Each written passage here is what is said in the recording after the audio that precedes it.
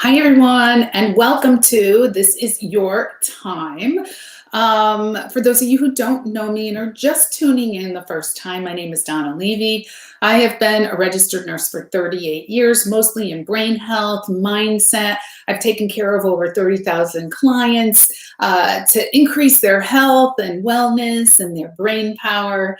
And I'm an ordained rabbi. And so today I'd like to talk to you a little bit about prayer, meditation, and visualization. Are they the same?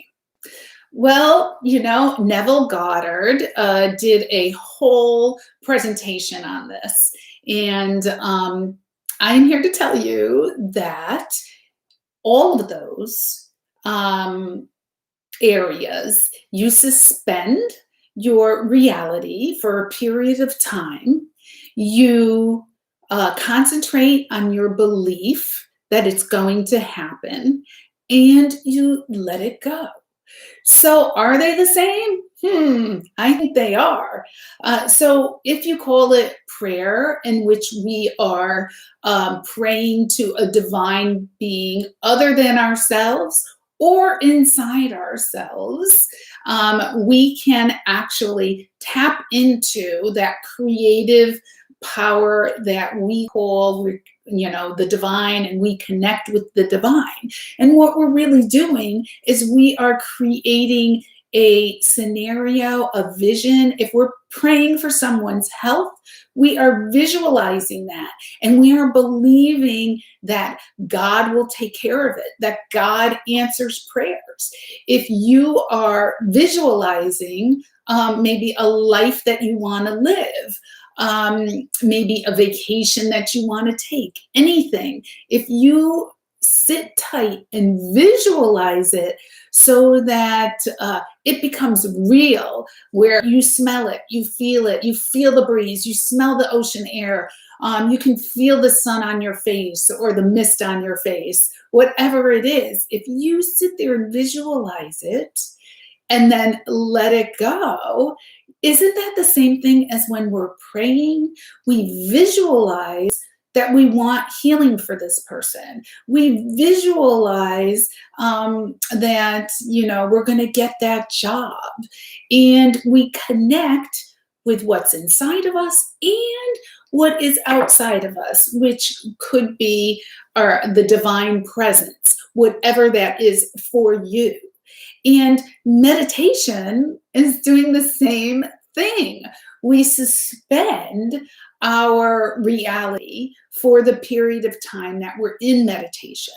And we tap into that silence, that inner voice, which can lead us in a new direction, which will tell us if we can actually create a better life for ourselves.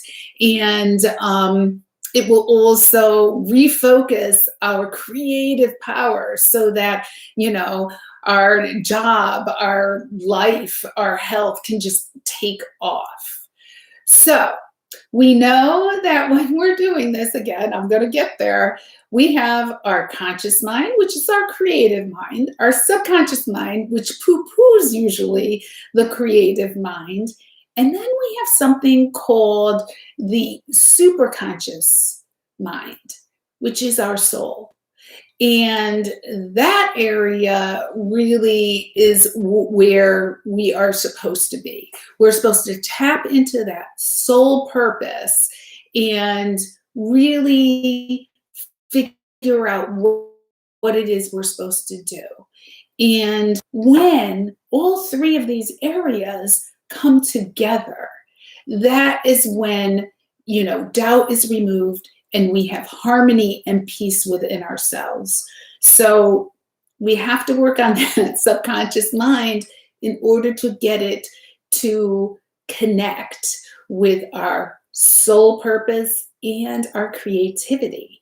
So it's kind of like this sandwich effect. And when it's all on the same energy plane and we're playing on the same field, man, that is beautiful. It's like a teamwork that will just ignite your happiness, your gratitude, and of course, your inner peace. So, we have things like faithful assumption. And that's when we pray, we have faithful assumption. We are having faith that by praying and focusing our energy to the divine, that we are going to connect with that energy and level up. And this is really the infinite connection of our creativity and the belief that we have infinite potential to do whatever it is we desire to do. So the only thing that is going to stop us from connecting, getting true inner peace, and really living our soul passion, our soul purpose, is fear that you don't know if you could do it, or fear that your prayer won't be answered, okay? Or that it's not going to work out, that if it's like a job or something that you have to venture out to, that it won't work out. So or that you really don't deserve it. That don't deserving thing, you need to get rid of, because it is so true that God, in the Bible, in any Bible, it says that inside of us is really the kingdom in heaven. So what is that? That is peace and purpose, right? So when we find our purpose, that's when we find our peace, and we can use our creativity, and we reprogram those negative subconscious mind. So you have to go above and beyond that. Also, we need to, I hate to say need, because I don't want it to seem like I am pushing it. But if people already pray, then you're like halfway there. If you meditate, you're halfway there. If you visualize things, you are there, because your brain doesn't know the difference.